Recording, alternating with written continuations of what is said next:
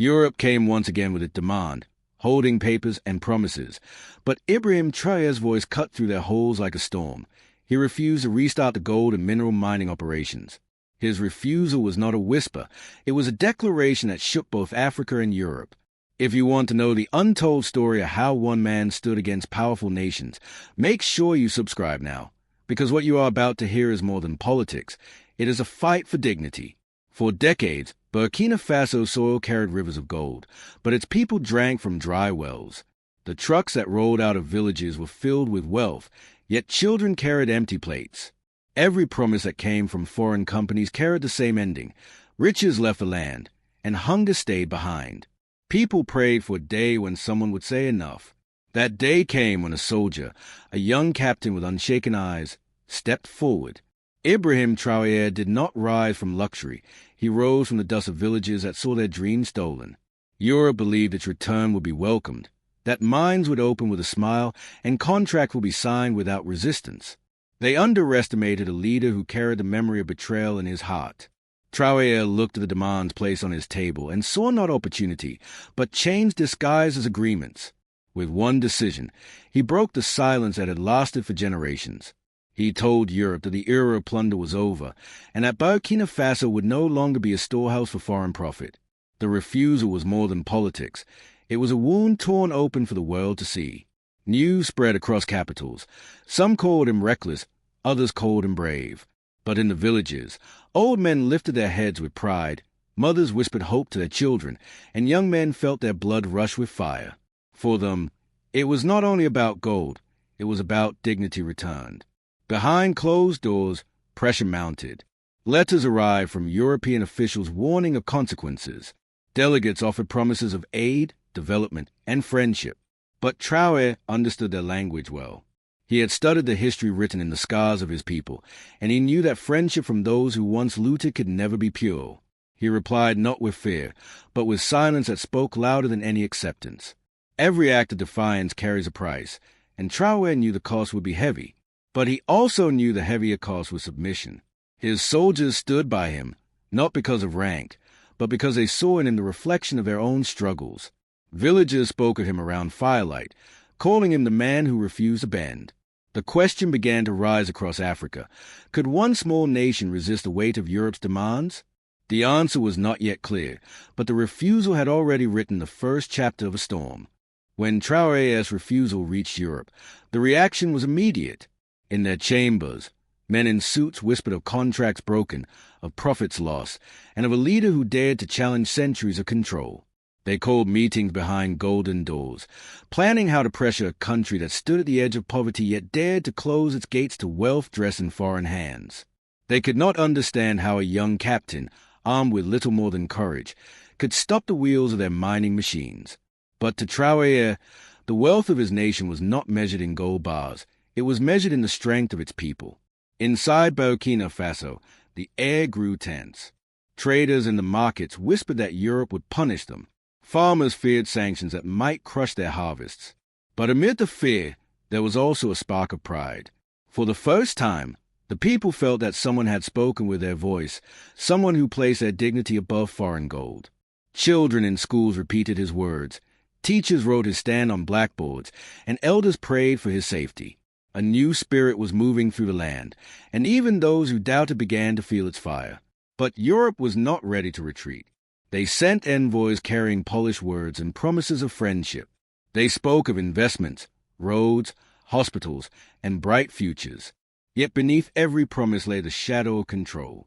Traoré listened, but his silence carried the weight of rejection. He knew too well that roads built by foreign hands often led only to their own banks. He reminded his people that dignity bought with dependency is not dignity at all. Then came the threats.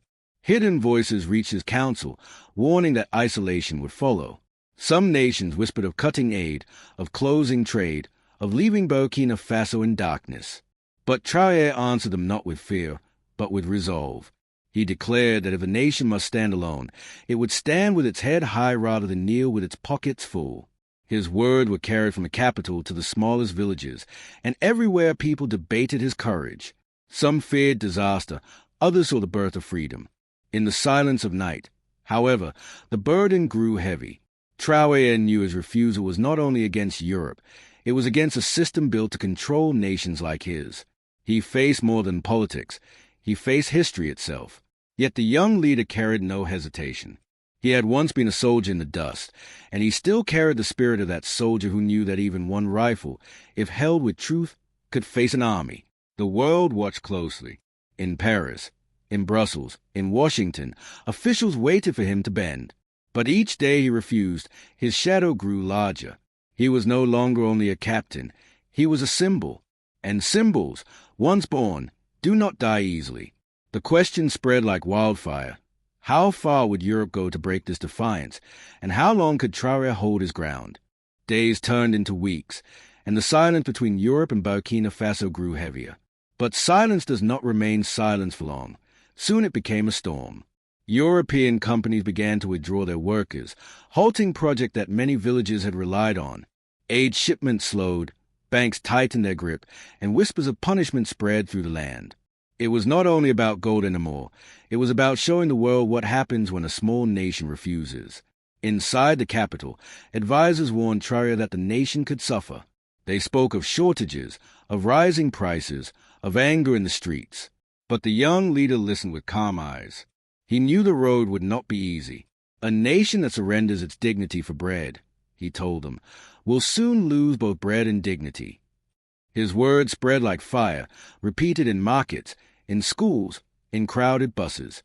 People argued, but even in their doubts, they felt the strength of his conviction. Yet behind that strength, shadows gathered. There were whispers of plots, of those who wanted him gone. Foreign agents reached out to old politicians, promising power if they would remove the captain who refused Europe. Rumors traveled fast, and soon people wondered not only about sanctions but about betrayal from within. Traoré knew history well. Leaders before him had been silenced not always by bullets from abroad, but by daggers in their own courts. To counter the growing pressure, he took a step that shocked both his allies and enemies. He called upon the youth of Burkina Faso not to mine the gold, not to serve foreign masters, but to stand guard over their own future. Thousands came, young men and women, some carrying little more than sticks, others holding old rifles, all carrying determination. They gathered in the squares, chanting that the land would no longer be sold. For the first time, the world saw images not of contracts signed, but of a people rising. Europe watched in anger. This was not supposed to happen. A poor nation was meant to obey, not to inspire others. But now, the defiance of Burkina Faso was echoing beyond its borders. Across Africa, voices began to rise, leaders began to speak, and ordinary people whispered that maybe they too could resist. The fear that one protected foreign control was beginning to crack. But the stronger the fire grew inside Burkina Faso, the harsher the wind from outside became. Meetings were held in distant capitals, strategies drawn on polished tables. The refusal of one man had turned into a threat against an entire order, and powerful nations do not let such threats live quietly.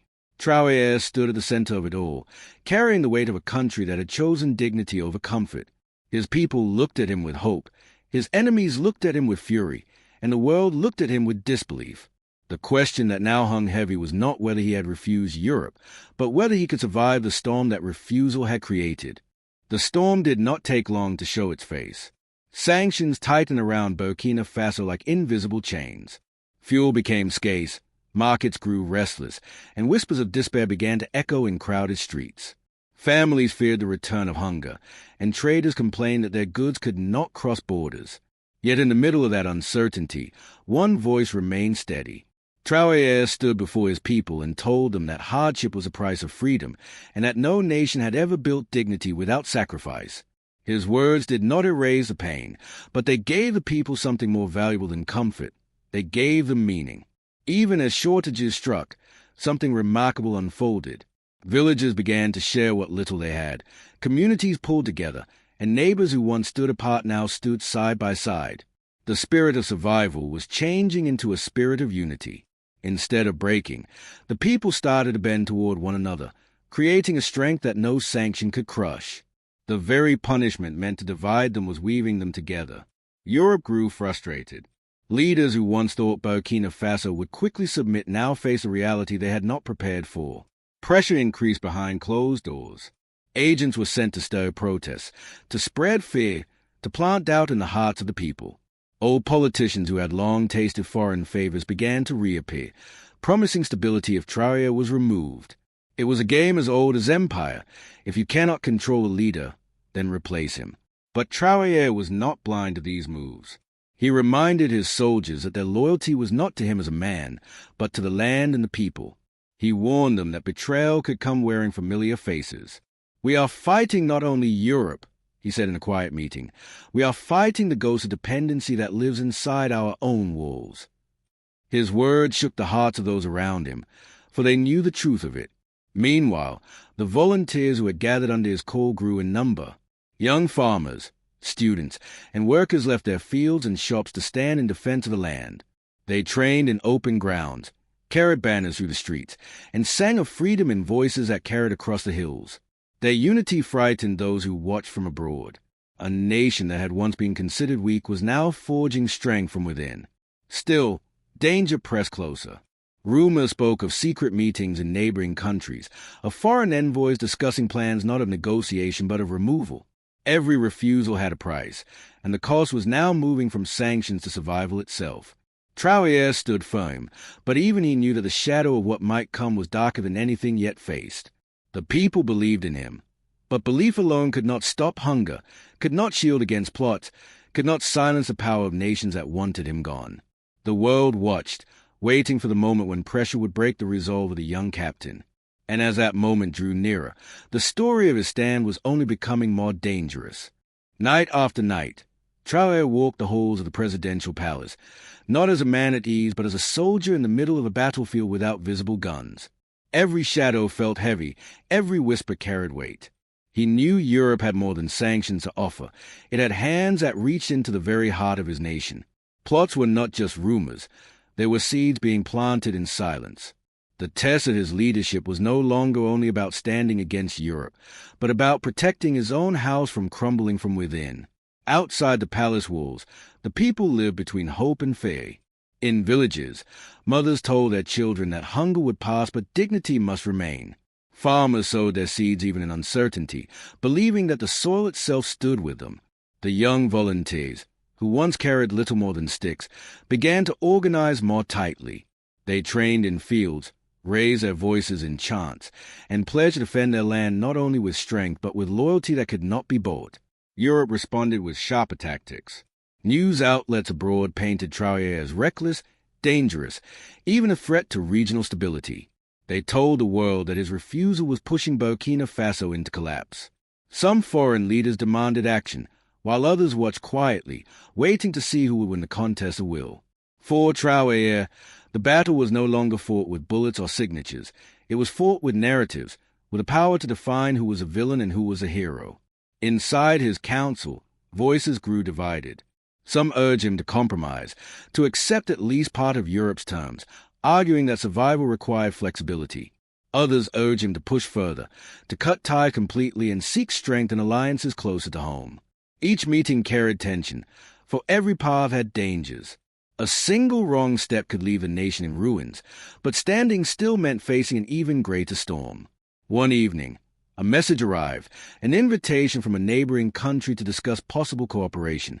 Many saw it as an opportunity, a chance to build a shield against the growing pressure. But Traoré hesitated. He knew that alliances, while promising, often carried hidden chains. Yet he also knew that isolation was slowly closing in on his people. The decision weighed heavily, for whatever choice he made would shape the future not only of Burkina Faso but of the movement rising across Africa. Meanwhile, ordinary citizens became restless. Markets grew thinner, medicine became scarce, and yet the spirit of resistance still burned. People asked one another, could dignity feed the hungry? Could pride heal the sick? They loved their leader, but love alone does not fill empty stomachs. This was the edge of the struggle, the moment where belief would either transform into unshakable strength or collapse under the weight of daily suffering. In that fragile balance, the young captain stood, carrying not just the burden of leadership but the soul of his people. The question that haunted every heart was simple yet terrifying. Would Traoré stand lead to liberation, or would it drag the nation into ruin? The sun rose over Ouagadougou with a strange stillness. The streets were alive with whispers, the air heavy with anticipation. Everyone knew something was coming, though no one could name it. Traoré had stood against Europe. He had faced sanctions, plots, and hunger, but now the struggle was entering its most dangerous stage. It was no longer only about mining contracts or political speeches. It was about survival itself, about whether a nation could hold its dignity when the world demanded its surrender. Inside the palace, the captain gathered his closest circle. The map before them showed a nation small in size but vast in spirit. They believe hunger will break us, he told them, but hunger has lived in our homes for generations. What breaks a people is not hunger, it is a loss of hope that we cannot allow. His words struck deep, for every man and woman in the room knew that the greatest weapon of Europe was not gold or sanctions but despair. Beyond the palace walls, the young volunteers continued to grow in number. Their chants echoed through villages and cities. Their songs carried promises that the land would remain free. Mothers brought food to feed them. Fathers gave tools and wood to support their camps. It was no longer only Traoré's fight. It had become the fight of the people themselves. Across Africa, his name was spoken not as a captain but as a symbol. And symbols, once born, travel faster than armies. But symbols also carry targets. In the distant capitals of Europe, decisions were being weighed that went far beyond sanctions. Discussions turned darker. Words like destabilization and replacement entered the rooms. They understood that if one poor nation could stand against them, others might follow. To protect the system, they had to silence the example. Traoré knew this. He spoke openly that his days might be numbered, but he warned his people that the struggle must outlive any single man. "If I fall," he said, "let no one believe that freedom falls with me. It is not mine to give, it is ours to keep." His words spread like fire, carved into the hearts of villagers, whispered in classrooms, and carried in prayers at night. Then came the unspoken fear, the possibility of war. Border movements were reported, strange gatherings near the frontier, and rumors of hidden hands preparing to strike. The young nation, already carrying the weight of sanctions and hunger, now faced the shadow of conflict. Would they be ready? Could the unity of volunteers stand against the machines of nations that had ruled the world for centuries? The answer was not clear. What was clear was a determination in the eyes of those who had chosen dignity over submission. The fight had grown larger than mines, larger than gold, larger even than Burkina Faso itself. It was a fight about the future of nations long silenced.